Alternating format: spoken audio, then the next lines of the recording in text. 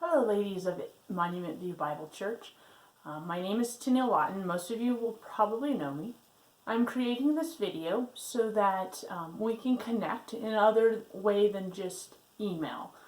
Seeing someone's face can be encouraging when you haven't seen very many people around you lately. So as ladies of Monument View Bible Church, some of you have been participating in Secret Sisters, which has been great. And as you know, we were supposed to get together this coming Saturday to do our Secret Sister reveal. And we are going to postpone that until we can do it in person and enjoy some fellowship together. However, if you want to stop sending notes to your secret sister, if you would just email me and let me know that, then I can let your secret sister know that that you're done. Because the commitment was only through this weekend. For those of you who are part of the ladies' Bible study on Esther, most of you or everyone should have their books, I believe, by now.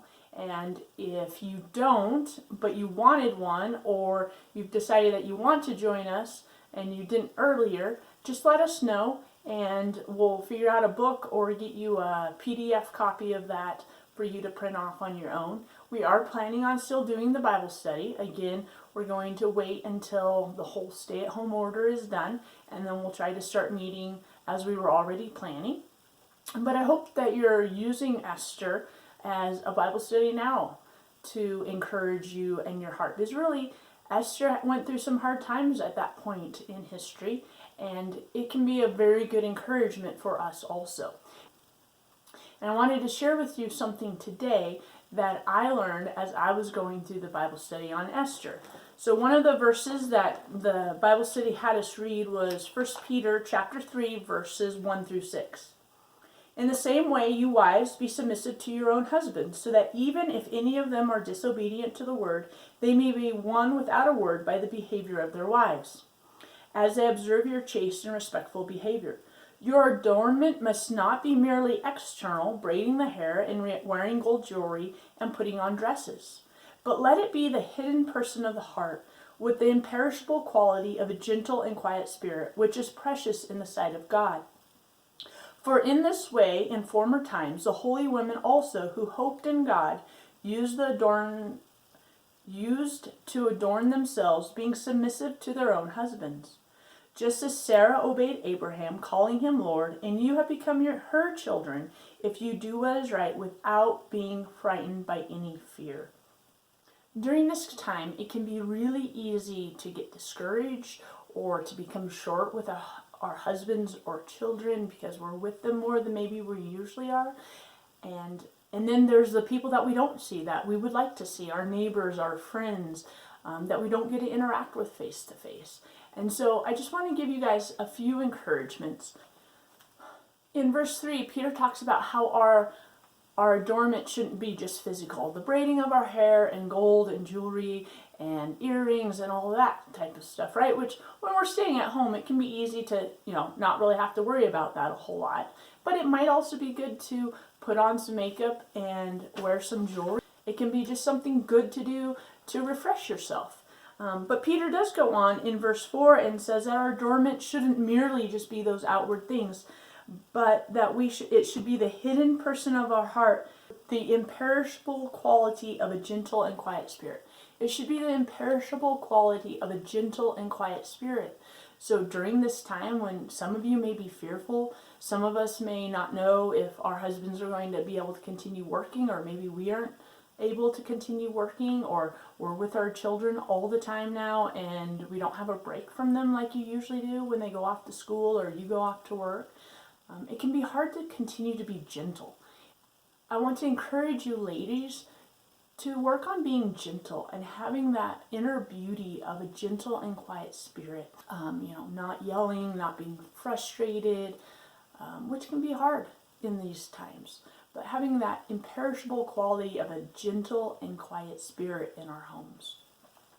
And then, and that means, that means being gentle with your children, how you respond to them when they've asked you a question for the 100th time, and it can get annoying. I've been there. I have 9 kids. Or with your husband, who maybe you're around a whole lot, and he's not working and you aren't working, or you're just on top of each other in your house right now because you can't get out like you might want to. Being gentle with your husband as well. So thinking about things like that to make sure that we are being gentle and quiet at home. Part of that quiet is having a quiet spirit where we aren't fretful, we aren't fearful, we aren't upset with what's going on, but that we're quiet in our spirit, knowing that God is sovereign and God is in control of what's going on around us, and then looking for ways that we can look out from where we are to encourage others. As I read this passage this morning, I read something that I've never really noticed before. I know I've read it, but it never really jumped out at me like it did this morning. In 1 Peter chapter 3, verse 6, it says, "Just as Sarah obeyed Abraham, calling him Lord, and you have become her children if you do what is right without being frightened by any fear." Did you catch that? It says we become her children if you do what is right without being frightened by any fear. So fear can cause us to do things that we wouldn't normally do. Hoard toilet paper maybe, or buy more food than we really need, or get angry with our kids or our husband, or become short with other people. As verse 6 says, we need to consider how to do what is right without being frightened by any fear.